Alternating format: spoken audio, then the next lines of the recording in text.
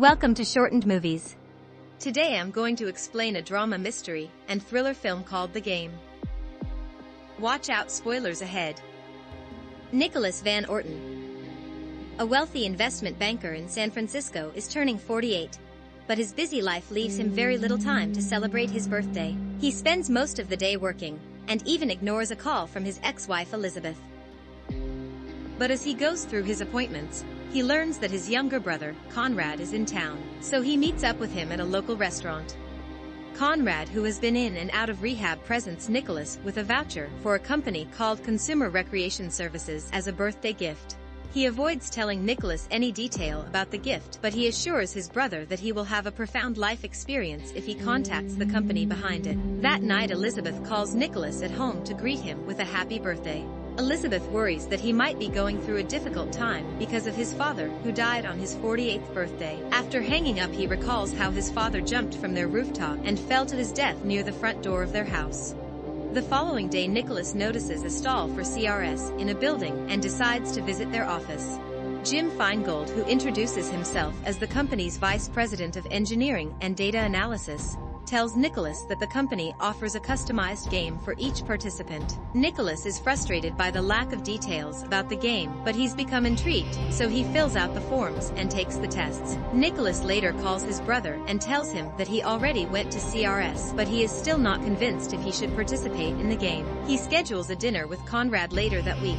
After playing squash on his own, he overhears two bankers talking about CRS in the locker room. He buys them a drink in an attempt to find out more about the mysterious game. The bankers hint that they had fun playing but won't reveal any details to him. The following day, he receives a call from CRS telling him that his application for the game has been rejected. When he gets home, he sees a body lying in front of the house, but he soon finds out that it is just a wooden clown doll. He takes it inside and discovers a key hidden in the doll's mouth. He continues to inspect the wooden figure, but he's suddenly startled when he hears his name mentioned in the news. He turns his attention to the TV when the news anchor starts to address him directly. The anchor tells him that the game has just begun, and the key in his hand is one of the few that he'll get in the following days. However, no one will tell him where he could find the others and how he could use them. Nicholas deduces that someone is watching him, so he starts to look for the camera.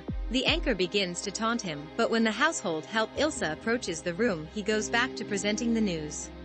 After Ilsa leaves, the TV switches to the view from the camera, allowing Nicholas to find it.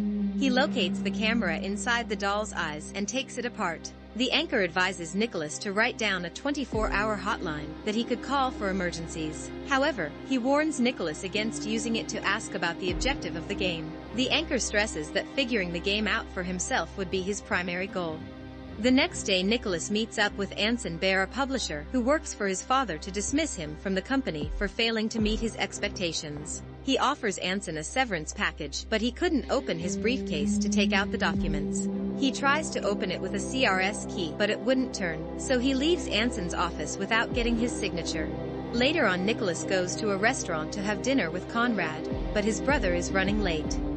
While he's waiting, a waitress named Christine accidentally spills a drink on him. The matron fires Christine and sets up another table for Nicholas. But before he could order some food, a waiter leaves the check on his desk. He looks at the bill and finds a note inside. Nicholas goes outside the restaurant to run after Christine to ask her about the note. As he chases her on the street, they come across a man collapsing on the sidewalk. They call for help and put the man in an ambulance. Nicholas wants to go on his way, but a police officer tells him that he must come with them to the hospital to fill up a report. On their way to the hospital, he shows Christine the note, which says don't let her get away. When they arrive at the hospital, all the lights suddenly go out. As they find their way out of the building, they see an elevator open up. The lift wouldn't move, so Nicholas instinctively tries using the CRS key.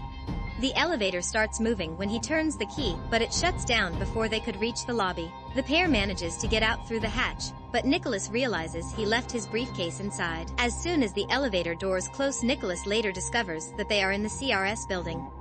The alarm soon goes off, prompting Christine to run. The CRS security team lets an attack dog loose to chase after them, so they evade it by getting up on the fire escape. With no other way to go back down, they decide to jump down to a trash bin to break their fall. They stop by Nicholas' office to get cleaned up. Nicholas calls a cab for Christine and offers to call the restaurant to hire her back. She turns down the offer and confesses that she was paid $400 to spill the drink on Nicholas as a prank. The following day, Nicholas is awakened by a call from his assistant Maria telling him that his American Express card has arrived at the front desk of Hotel Nico. The receptionist informs Nicholas that a young woman had asked for him on the phone, but he failed to catch her name. When Nicholas gets inside his hotel room, he finds numerous lewd pictures and drugs scattered on the desk. He puts the pills away and rushes out of the hotel, taking the pictures with him on a briefcase. Nicholas notices a car following him on the road, so he turns on a corner and waits for the other vehicle in an alley. When the car arrives, he confronts the driver and grabs a gun from the man's shirt. Nicholas uses the firearm to shoot the man's tires, thinking that it's a prop for the game. Frightened by the gunshot, the man confesses that he's a private investigator and someone hired him to follow Nicholas. Before Nicholas could even find out who hired him, the spy runs away. Nicholas confronts Anson, suspecting that he is behind the pictures and the spy that followed him. Anson notifies him that he has already accepted the severance package earlier that day, and he has decided to go sailing. Nicholas realizes that Anson had nothing to do with the pictures, so he apologizes and leaves. He asks his attorney Sam Sutherland to investigate CRS and shows him a waiver that he signed. However, when Sutherland inspects the document, he only sees Nicholas' signature. After Sutherland leaves, he asks his assistant to contact the cab company that took Christine home and finds out her address. While speaking with his assistant, he notices an envelope containing a window crank handle. Nicholas goes home to find that someone had broken into the house and vandalized the rooms. As he speaks with the police, Conrad arrives in panic and asks Nicholas to meet him at his car. On the road, Conrad checks the car for bugs and tells Nicholas that CRS is after him. He claims that he had already paid the bills for their services, but the company still won't stop harassing him. A tire suddenly blows up, forcing Nicholas to park the car on the side of the street. While Nicholas prepares to change the flat tire, Conrad finds multiple CRS keys in the glove compartment and accuses his brother of being a part of the company. The two brothers have a loud argument on the street until Conrad runs away. As he watches his brother from a distance, Nicholas suddenly hears a payphone ring from across the street. When he picks it up, he hears a recording of the argument they had just a few minutes ago. Nicholas decides to leave his car behind and hail a cab to go back home. Along the way, he notices that the driver missed a turn and asks him to stop the vehicle. The driver ignores him and keeps going despite his demands. When they get close to the docks, the driver jumps out of the cab, leaving Nicholas locked inside. As the car sinks below the water, Nicholas notices that the window crank handle is missing from the car door. He remembers the handle that he found on an envelope and uses it to roll the window down and swim out of the car.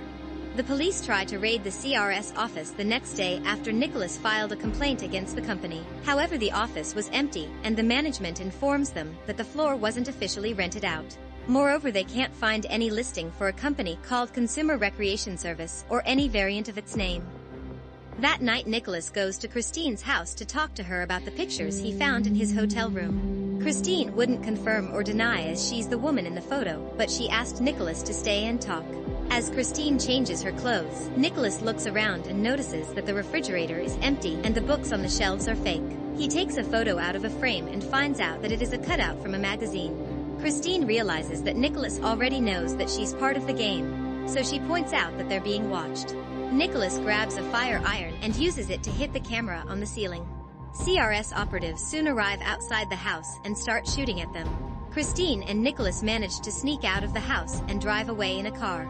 Christine reveals that the company has already drained his bank accounts using the passwords that they figured out from the tests that he took. Nicholas calls the Swiss bank to confirm his balance and finds out that it is now empty. During a rest stop, Nicholas calls Sutherland to inform him about what happened to his bank accounts. He tells the lawyer to contact the police because people from the CRS are trying to kill him. In his rest house, Nicholas receives a call from Sutherland, who assures him that all his accounts are still intact. Christine suggests that his lawyer is lying and is probably working with the company. When Sutherland asks for his precise location, Nicholas drops the call. Nicholas soon starts feeling drowsy as soon as he puts the phone down, as he falls out of consciousness. Christine tells him that the company intercepted his phone calls and learned his access codes when he checked his bank accounts. She points out that the company already has all the information they need, so they don't need Nicholas anymore. When he wakes up, Nicholas finds himself inside a wooden box in a cemetery in Mexico.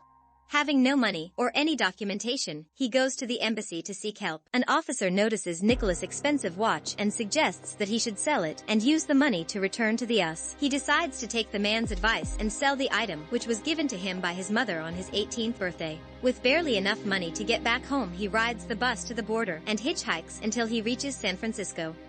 Nicholas arrives home only to find it foreclosed, so he decides to break in and stay the night. In the morning, he grabs a book from a shelf and some cash hidden away in a jar. He goes to a hotel to find Conrad, but the manager says that his brother has been sent to a hospital in Napa due to a nervous breakdown. Having no other options, Nicholas meets with Elizabeth to borrow her car.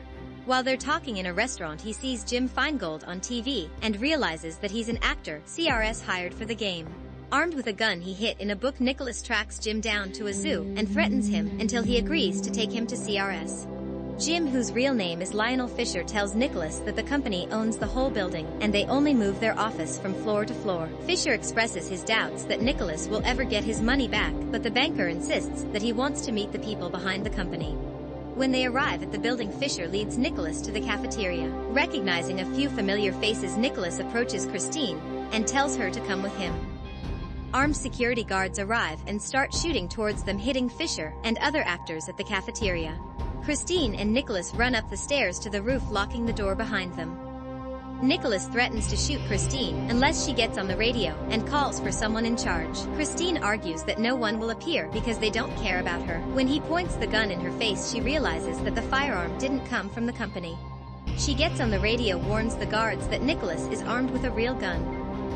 Christine urges Nicholas to put the gun down and starts admitting that he is still in the game. When Nicholas points out that he saw the guards kill Fisher a few minutes ago, Christine reveals that the incident was staged. As the guards arrive at the door, Christine explains that there was always a safety net when Nicholas gets into dangerous situations. When he rode the taxi, a diver was waiting. When Nicholas almost drowned at the pier. When he went to her house, the guards who chased them were firing blanks. She finally tells Nicholas that the people behind the door are waiting with a bottle of champagne to celebrate his birthday party. Nicholas refuses to believe Christine and points the gun at the door as the guards use an electric saw to cut through the lock. As soon as the door opens, Nicholas shoots his weapon, hitting Conrad on the chest. As Conrad lies down on the ground, Nicholas notices Fisher, who is very much alive. Fisher checks for Conrad's pulse and confirms that he's dead. Appalled by what he's done, Nicholas gets up on the ledge and jumps off the building. Memories of his father and his childhood flash in his mind as he falls. He then goes through a glass roof and lands on a giant airbag. Upon reaching the ground, as the med team helps him up, Conrad approaches him and greets him with a happy birthday. He starts enjoying the party as soon as the emotions from his nerve-wracking ordeal begin to wear out. When he finds out that Christine was leaving the party, he rushes out to say goodbye. Christine reveals that her real name is Claire. She tells Nicholas that she has to catch a plane to Australia for another gig starting in a week. Nicholas asks Claire to have dinner with him when she returns. Knowing that she won't be back for a while, Claire invites him to have coffee at the airport instead. Subscribe the channel for more similar videos. Turn on the notifications. Leave a like, it really helps the channel out. Thank you for watching.